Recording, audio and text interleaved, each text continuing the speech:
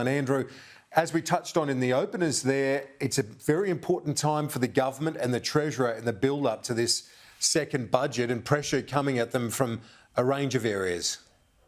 It certainly is, Kieran. Well, the Treasurer quietly released this report late yesterday from the government's Economic Inclusion Advisory Committee, recommending Jobseeker and related payments be increased to 90% of the rate of the age pension, similar to the levels it was at in 1999.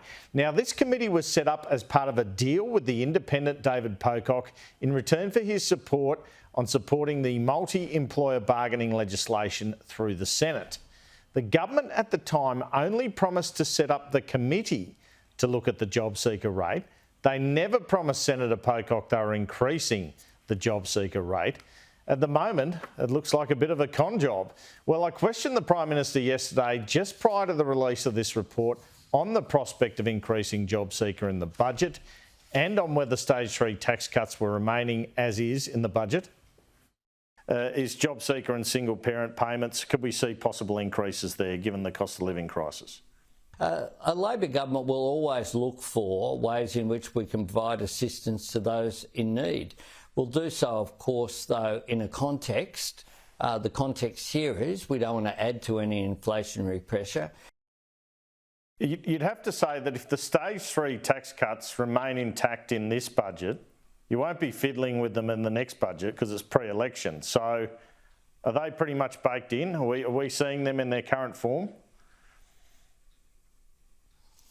Well, I've said every time I've been asked about this for some period of time that there's been no change in the government's position. So it seems stage 3 tax cuts are here to stay.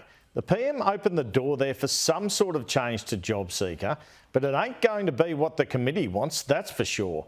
David Pocock was not very happy on either issue this morning.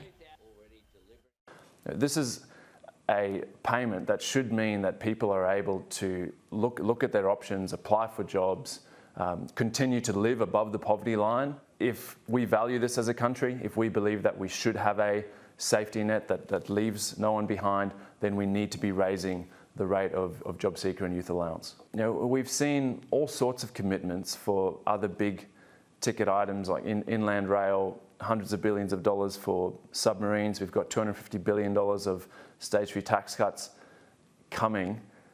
This is an investment in Australia's future. Now, The Australian has speculated this morning that perhaps one option will be an increase in rental assistance here. I'm not sure that's happening. I am told that any decision that will be made in relation to a Jobseeker increase will be modest.